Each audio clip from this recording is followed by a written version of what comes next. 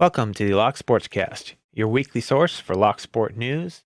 This is episode 13, Women in Locksport, Part 2. In today's episode, can you take pics on a plane? More about Richard Feynman's safecracking techniques. Google data center security, possibly the first pet to earn a white belt in lockpicking, and more women in Locksport.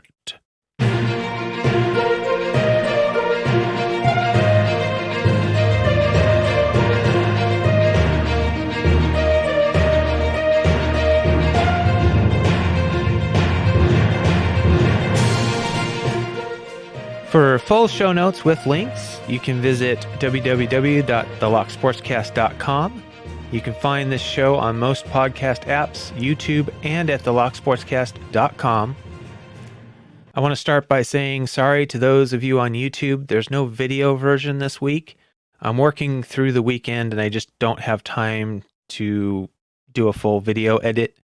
I only have one computer capable of editing video and it's not portable. The audio version can be edited on any one of my computers, including a laptop that I can take to work and use during breaks and lunches.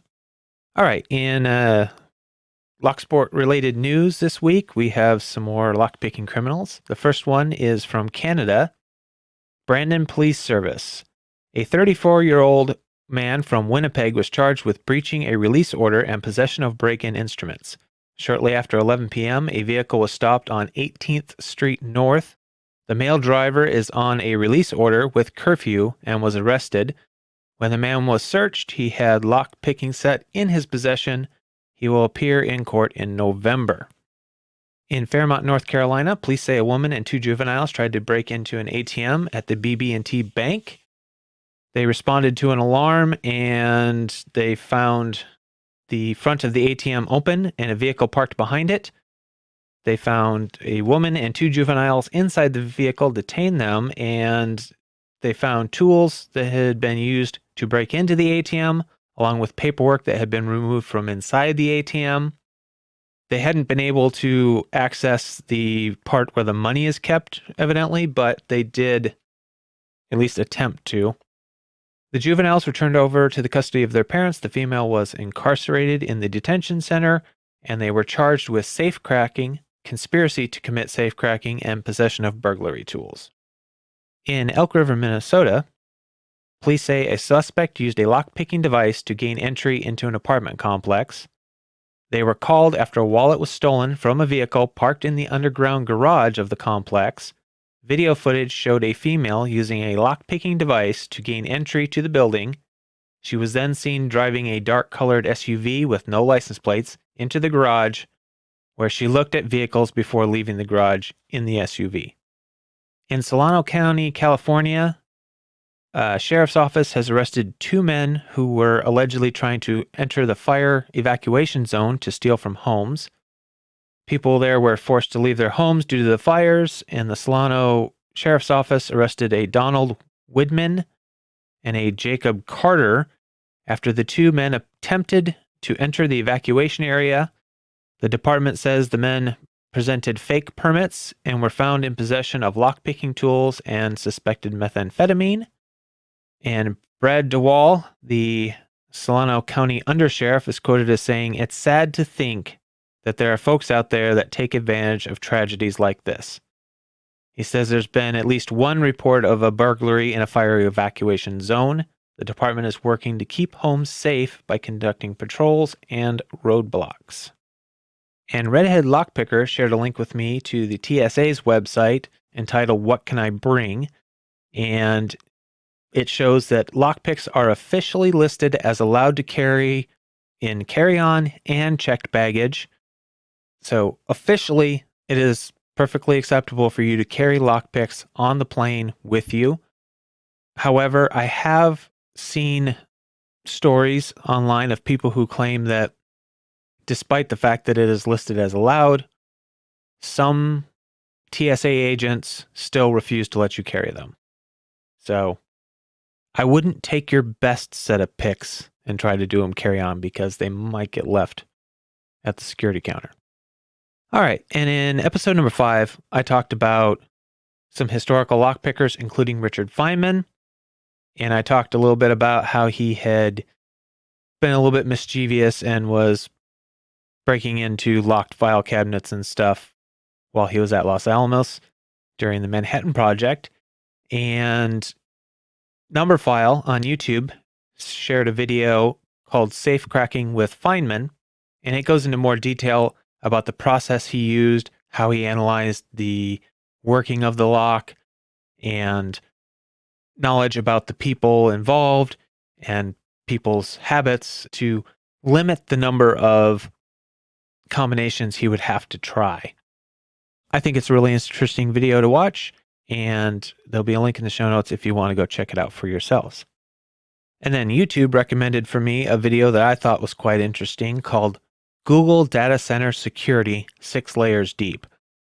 The video goes through all the layers of security they have before you can actually get to the physical servers in the data center. There's the usual perimeter fencing, security guards, cameras, badging, but there's multiple layers, each getting more difficult and restricted. It even claims that they hire outside groups to regularly test their security, and that they even enlist employees in the data center to try to gain access to areas that they're not supposed to be in. So it sounds like they're regularly testing their security for any holes. And anyway, I thought it was a really good look at what on the surface appears to be security done pretty well for physical security. Way better than stuff I've seen at most places. And then when searching for lockpicking information on Google, I came across an article that was entitled Lockdown Has Proven That All Friendships Need a Good Edit. And this was a little weird because the basic article, the premise of the main article is how this social distancing and lockdown have really affected friendships. They can only communicate via Zoom and things like that online. And it's not the same as in person, and it's trying friendships, and it's really causing some friendships to break down, stuff like that. But then tacked on at the end, with no real introduction, is this section that says, lock-picking kit, anyone? And it does a quick talk about, weird things people have bought during lockdown. And the very last thing that's mentioned here reads, perhaps most suspiciously, one currently gainfully employed friend invested in a lock-picking kit. A side hustle for when redundancy looms, perhaps? I only included this because this is a lot of the public's view of lockpicking. Oh, why would you buy a lockpicking kit? Why would you be practicing lockpicking? Are you planning on becoming a criminal? Are you worried about losing your job, so you're going to have to become a criminal? I'm using this as kind of a way to say, this is why I understand why some people don't want to share their real identity or show their face when they're doing lockpicking videos. This stigma related to lockpicking and Locksport is out there in the public. I personally don't have a problem with it.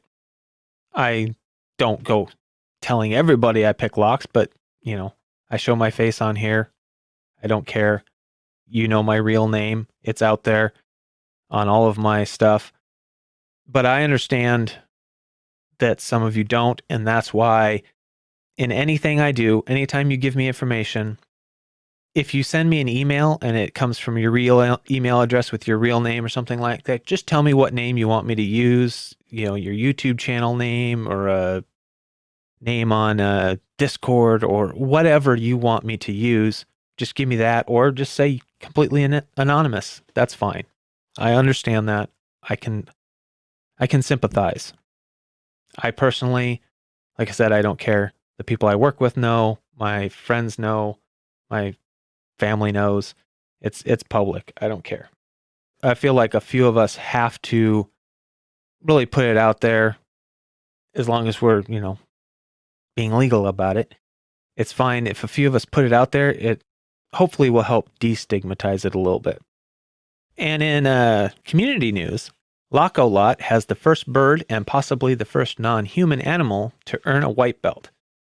Lock-O-Lot's bird is known as Rio the Bird Thief on Reddit, and he earned his white belt with a video posted called Bosnian Bird.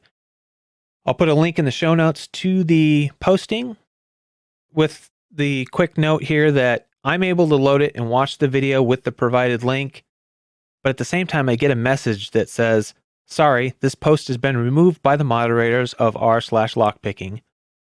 Moderators remove post from feeds for a variety of reasons, blah, blah, blah, blah, blah. And I'm not sure what that's about because the video still loads.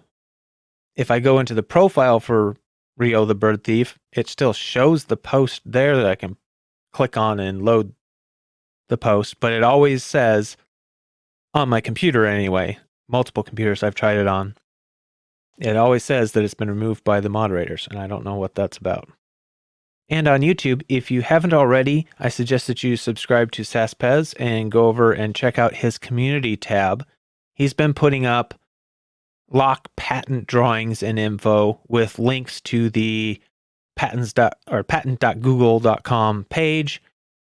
It's really interesting. I really enjoy those posts, seeing the technical drawings of the locks and being able to just click on it and go over there and read the patent information.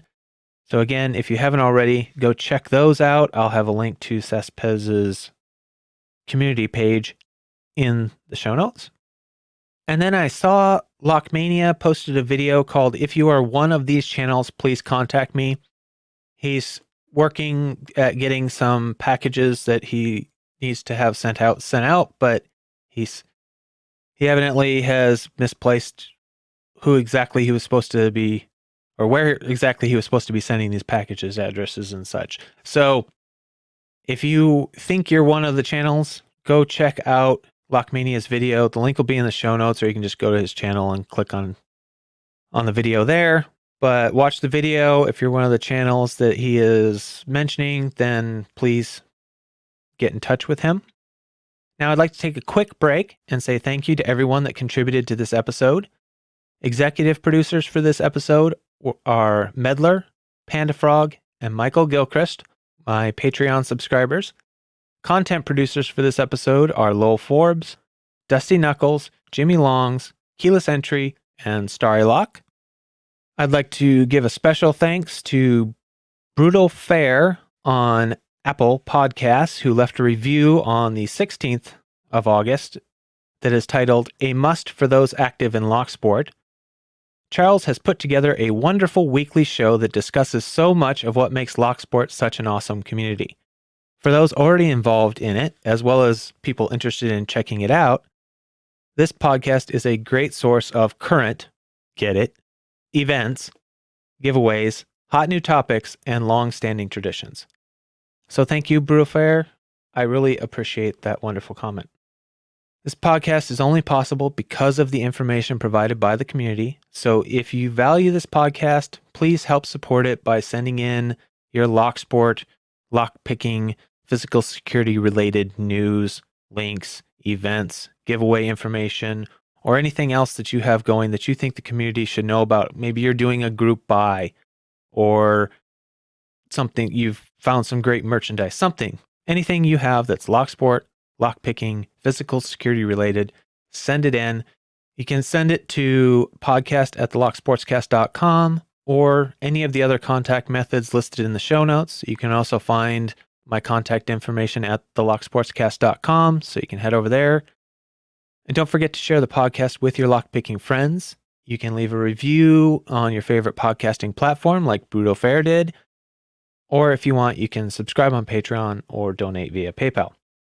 All right, and on to the main topic, which again, this week is going to be a little light. There's not a whole lot of information out there, and I didn't have a whole lot of time to work on this because of my busy work schedule this week. But I did get some feedback from last week's Women in Locksport episode. So last week, I referenced Christina Palmer and her work on pick design and the fact that Multi-Pick was selling several sets that had her designs. So Jimmy Long sent in a note letting me know that Christina's designs are not just used by Multi-Pick, but also by Peterson, Law Lock Tools, and Southern Specialties. He says her work on the Wicked Waves, or the Bogotas, is ingenious.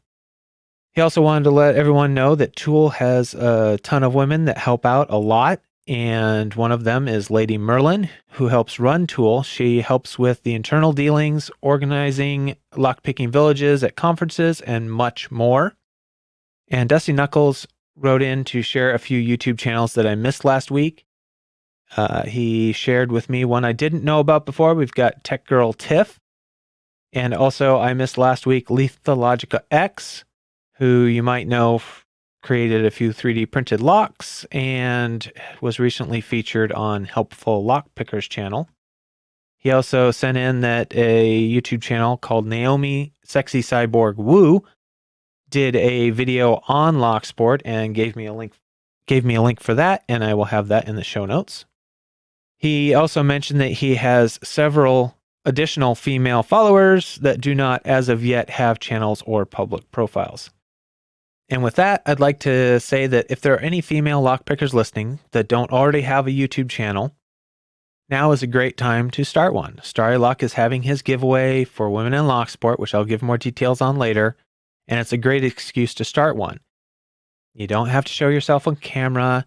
You don't have to give out personal information.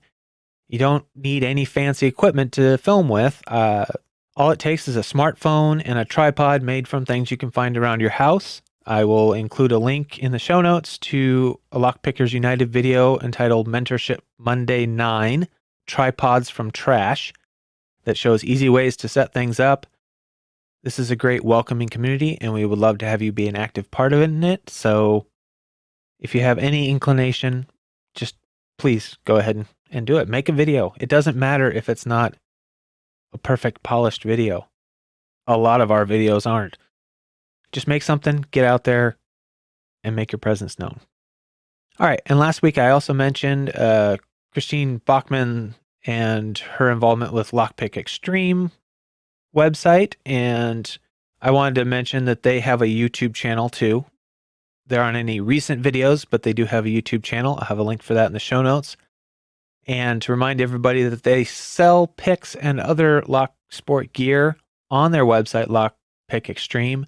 You can also sign up for some online training that they have on the site as well. So if you want to support them and you're looking for some picks, maybe you want to check out their website.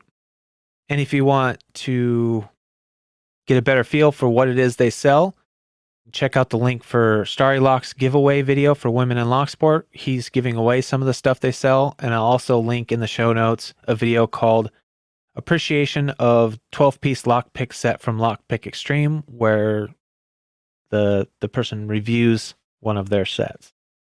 All right, and let's get on to giveaways. This week we have Keyless Entries giveaway still going. It's his 250 subscriber giveaway. The basic rules will be you have to be a subscriber. He has to know who you are. And he's subbed to over 300 channels, and he's on Discord, so he knows the bulk of the active community. You have to use the hashtag that you can get from his video, and you can get an extra entry for guessing how many Z-bars are in a container that he holds up during that video, so you should go check that out. It's running for just a few more days. It runs till the 3rd of September, and there are 2 categories, one for beginner, one for advanced, so you can enter whichever one you think best suits you. I also received a notice from Lowell Forbes that in celebration of his 1-year anniversary, he is doing a community appreciation giveaway. I won't go over the rules on the podcast here. I will send you over to his video to check it out. There's a link in the show notes. It's called hashtag Lowell's Wild 1 Year Community Appreciation GAW. I believe Starlock is still doing his weekly Shoutout Monday series where he highlights channels with fewer than 100 subscribers, and he tries to incentivize people to check out those channels, subscribe, and comment by giving away a gift certificate to Law Lock Tools once a month. You need to head over to his channel and check out one of his videos to get the rules, and also make sure you subscribe to Pocket Woman's channel because she has been doing some of the videos here and there too, and you don't want to miss any. So make sure you subscribe to both Starlock and Pocket Woman if you're interested in that one. Starlock is also doing the giveaway that inspired the whole Women in Locksport episode last week and this week. And it's hashtag Women in Locksport GAW. And the video is entitled Let's Celebrate the Women in Locksport. Hashtag Women in Locksport GAW. I'll send you over to his site, to that video, to check out all the rules, but to enter, you must be a woman or a girl in Locksport, and you have to make a video.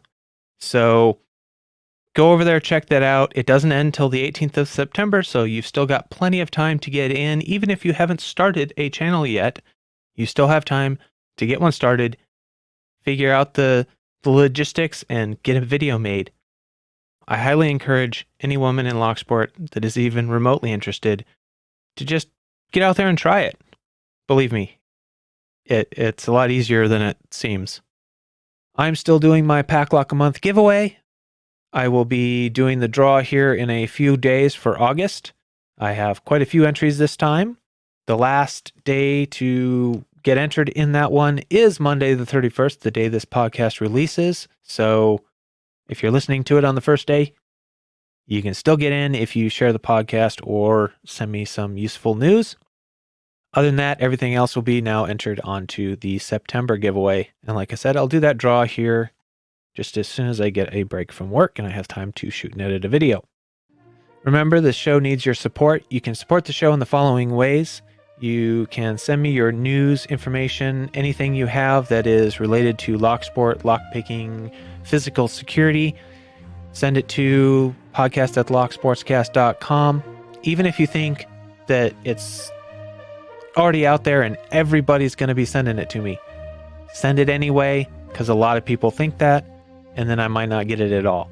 And sometimes I get busy and I don't get a chance to see all the posts that come up and do Google searches myself. So please remember to just send it to me. If you send it, I use it. I'll also give you an entry into my giveaway. You can share the show with your lockpicking friends. You can leave a review on your favorite podcasting app, or leave a comment and a thumbs up on YouTube. Whichever way you consume the podcast, make sure you show your support for it there. You can subscribe on Patreon or donate via PayPal if you wish. If you support the show in some way, I'll give you a producer credit and mention you in the podcast. I will also put a link to whatever YouTube channel, blog, or anything like that you want me to in the show notes. So if you have something that you'd like shared, make sure to let me know. And thank you for listening, and remember to keep it legal.